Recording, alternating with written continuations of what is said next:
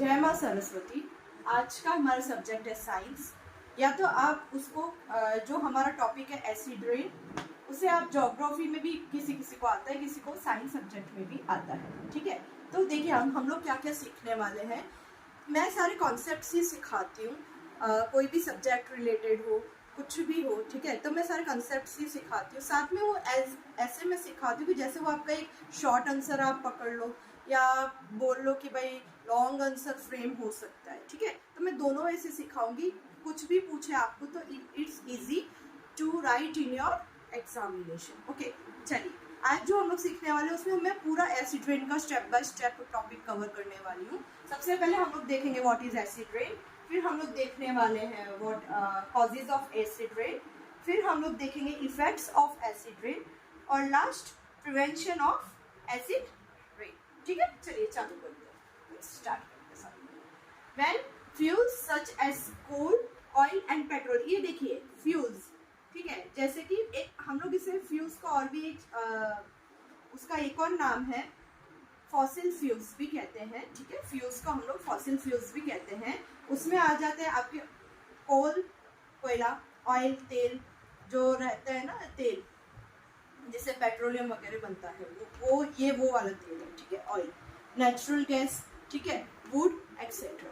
ठीक है, तो ये जब बर्न होते हैं, और बर्निंग कहाँ पे बर्न होते हैं? ऑब्वियसली कौन बर्न करेगा? फैक्ट्रीज, या तो कोई पावर स्टेशन होगा बड़ा सा, या कोई मोटर व्हीकल्स बर्न करेंगी।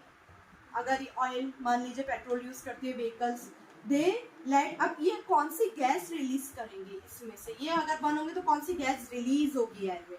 तो कौन सी गैस रिलीज होगी? सल्फर डाइऑक्साइड, सल्फर डाइऑक्साइड होगी, नाइट्रिक एसिड होगा, नाइट्रोजन होगा। ठीक है, ये सब गैसेस हैं जो रिलीज होंगी और दूसरे सब गैसेस के साथ मिक्स होंगी।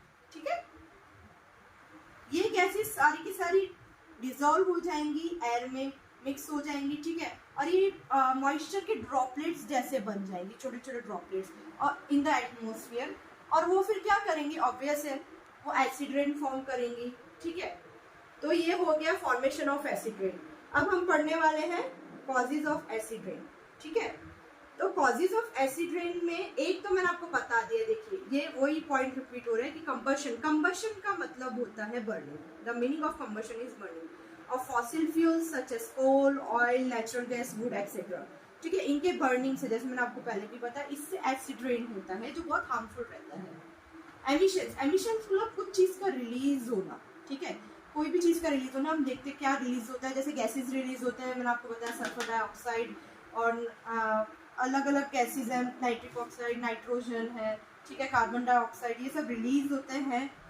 कहाँ कहाँ से रिलीज होते हैं? From motor vehicles, airplanes, power plants and industries, इन सब में से रिलीज होते हैं। ठीक है, अभी आपको यहाँ तक कोई डाउट हो तो मुझे बताइए एसिड रेन के फॉर्मेशन में और कॉजेज में। ठीक है, चलिए हम आगे बढ़ते हैं। अब इसके इफेक्ट्स कहाँ कहाँ होते हैं, क्या क्या होते हैं वो देखते हैं। इफेक्ट्स ऑफ एसिड रेन, ठीक है, सबसे पहले एक्वेटिक, एक्वेटिक यानी जो पानी है, समुद्र है या बोल लीजिए नदी है, ठीक है, रिवर, ओशन, सब आगे एक्वेटिक। ठीक है, उस पर क्या इफेक्ट पड़ता है? दूसरा पॉइंट हम पढ़ने वाले वाइल्ड लाइफ, वाइल्ड लाइफ जैसे जंगली जानवर हैं, लायन, चीता, जो फॉरेस्ट में रहते हैं, वाइल्ड लाइफ, वो हम लोग कवर करेंगे। उसके बाद फॉरेस्ट्स, ऑब्वियसली फॉरेस्ट पे भी इफेक्ट होगा, इन सब पे इफेक्ट होगा। जो इसके बाद ये देखो, ये सब नेचर से जुड़े हैं। ठीक है, आर्टिफिशियल चीजों पे भी इफेक्ट होता है एसिड रेन का, आर्किटेक्चर पे कैसे होता है वो मैं बता रही हूँ आपको। और ह्यूमन हेल्थ पे भी इफेक्ट होता है, हम ऑब्वियसली हम पे भी इफेक्ट होगा, इन सब पे इफेक्ट होगा। तो अल्टीमेटली अगर एयर में गैसेस जाएंगी तो हम पर भी इफेक्ट होगा। तो कैसे इफेक्ट होगा वो सब मैं आपको डिटेल में बता रही हूँ। ठीक है, देखिए एक्वेटिक, एक्वेटिक में क्या होगा? फिशेज और प्लांट्स सब डैमेज हो जाएंगे। डैमेज होने की वजह से जो क्या बोलते हैं, फैक्ट्रीज जो अपनी जो हार्मफुल गैसेस, जो अपना सुएज है वो जो अब डालती हैं वो पानी में, ठीक है, वाटर में जब वो रिलीज करती हैं तो उससे एसिडिक वाटर हो जाता है। कौन सा वाटर हो जाता है? एसिडिक वाटर हो जाता है, सॉरी। और उससे क्या होता है? जो उनके रिप्रोडक्टिव साइकिल है, ठीक है, यानी और बेबीज फॉर्म करने की जो प्रोसीजर रहती है फिशेज और प्लांट्स की, वो थोड़ी सी अफेक्ट हो जाती है। ठीक है, डिस्टर्ब हो जाती है, मतलब डिस्टर्ब हो जाती है। ठीक है। वाइल्ड लाइफ पे क्या इफेक्ट पड़ता है वो मैं आपको बताती हूँ। ये वो ही सेम रिप्रोडक्टिव रेट अगर इसका कम होना है तो ऑब्वियसली इसका भी कम होगा, क्योंकि वो लोग भी वही चीज़ें कंज्यूम करते हैं, ठीक है। वो एक्वेटिक प्लांट्स को, एक्वेटिक फिशेस को, एक्वेटिक एनिमल्स को ही कंज्यूम करते हैं जो वाइल्ड एनिमल्स रहते हैं, ठीक है। तो उनका भी सेम प्रोसीजर होगा, क्योंकि वो जब उनकी बॉडीज में जाएंगे, जब वो कंज्यूम करेंगे तो वो सारी चीज़ें उनकी बॉडीज में भी जाएंगी, ठीक है। वाइल्ड एनिमल्स की बॉडी में भी जाएंगे, उससे उनका रिप्रोडक्टिव रेट कम होगा। दूसरा, तो बायोलॉजिकल प्रोडक्टिविटी भी कम करता है। Biological productivity is the same thing, यही रिप्रोडक्टिव रेट, बायोलॉजिकल प्रोडक्टिविटी, ठीक है। जैसे लेक्स हो गया, इसका वहां पे भी आपको कम ही देखने को मिलेंगे फिर उतने वाइल्ड लाइफ। चलिए, फॉरेस्ट कैसे डैमेज होते हैं, देखिए। Forests are damage because acid precipitation drains nutrients from the soil, ठीक है।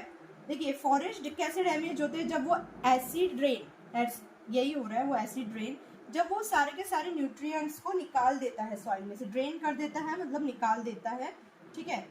और देखिए, नाइट्रोजन जैसे मैंने आपको बताया जैसे रहता है, तो एक्सेस नाइट्रोजन की वजह से एडवर्स इफेक्ट होता है ग्रोथ पे। किसकी ग्रोथ पे? ट्रीज की ग्रोथ पे। जो न्यूट्रिएंट्स निकल जाएंगे अगर सॉइल में से, तो किसकी ग्रोथ पे इफेक्ट होगा? ऑब्वियसली ट्रीज की ग्रोथ पे इफेक्ट होगा, ठीक है। तो ये इफेक्ट्स होता है यहाँ पे, ठीक है, फॉरेस्ट्स पे। दूसरा है हमारा आर्किटेक्चर। आर्किटेक्चर पे क्या इफेक्ट होता है, या आप बोल लीजिए आर्किटेक्चर, ठीक है। द सल्फ्यूरिक एसिड, जो सल्फ्यूरिक एसिड है वो कोरोसिव इफेक्ट करता है और limestone and marble and buildings and sculptures, जो बड़े बड़े स्कल्पचर्स होते हैं, जैसे वाइट कलर का अगर कोई स्कल्पचर होगा, फॉर एग्जांपल जो ताजमहल इंडिया में है अभी, वो इंडस्ट्रीज से निकले, सॉरी फैक्ट्रीज या इंडस्ट्रीज से रिलीज हुए सारे ये एमिशंस की वजह से पूरा का पूरा येलो होता जा रहा है, ठीक है। वो क्या होता जा रहा है, वो एक्चुअली करोड़ होता जा रहा है, करोड़ बोल लो वो होता जा रहा है, ठीक है।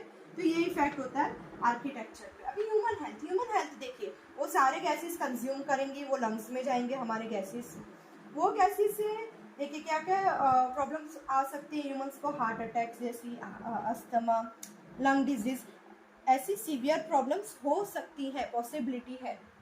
Acidified water leached from the soil, जो पास होता है सॉइल में से, स्ट्रीम से, लेक से और रिजर्वायर से, या कोई भी पुराने जो पाइप्स रहते हैं लीड के या कॉपर के, वो होम में आता है, ठीक है। ये पाइप्स के थ्रू ये जो सारा लेक्स का, रिजर्वायर्स का पानी है वो होम में आता है, और वो सप्लाईज, जो वाटर सप्लाईज, वो ये वाली जो वाटर सप्लाईज होती है एसिडिफाइड वाटर की, जो हमारे घर तक आती है, वो हमें बीमार कर सकती है, ठीक है, इलनेस, कॉजिंग सीरियस इलनेस।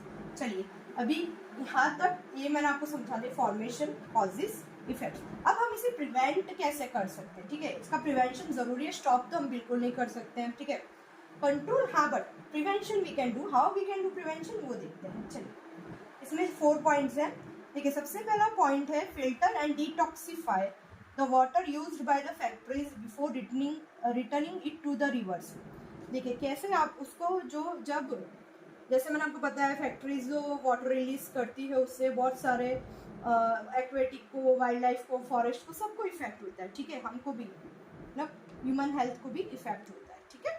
तो ह्यूमन हेल्थ को इफेक्ट होता है, तो इसलिए फैक्ट्रीज को क्या करना चाहिए, जब वो पानी रिलीज, जो वाटर रिलीज कर रही हैं या एयर रिलीज कर रही हैं, तो उसको फिल्टर या डिटॉक्सिफाई करके करे, यानी उसको ट्रीट करके करे, ठीक है। फिर वो रिवर्स में जाने दे, या फिर वो जो उसका एमिशन है उस एयर में जाने दे, ठीक है। इससे एसिड रेन कम हो सकता है। Reduce the emission of pollutant gases by industries, यही मैंने आपको बताया, जैसे वो एमिशंस कम कर सकते हैं फैक्ट्रीज और इंडस्ट्रीज।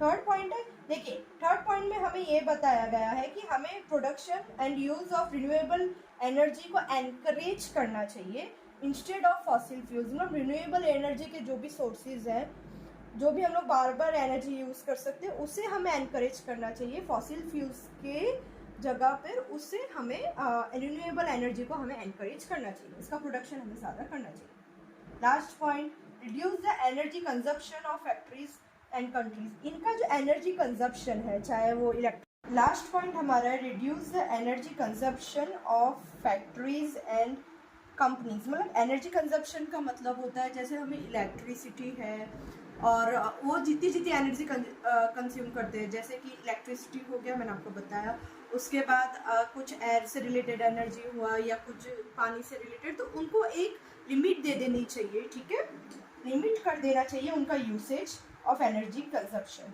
चलिए नेक्स्ट टॉपिक, आप मुझसे क्या सीखना चाहते हैं वो बताइए। प्लीज़ मेरे चैनल को लाइक शेयर एंड सब्सक्राइब जरूर कीजिए। Thank you, bye bye.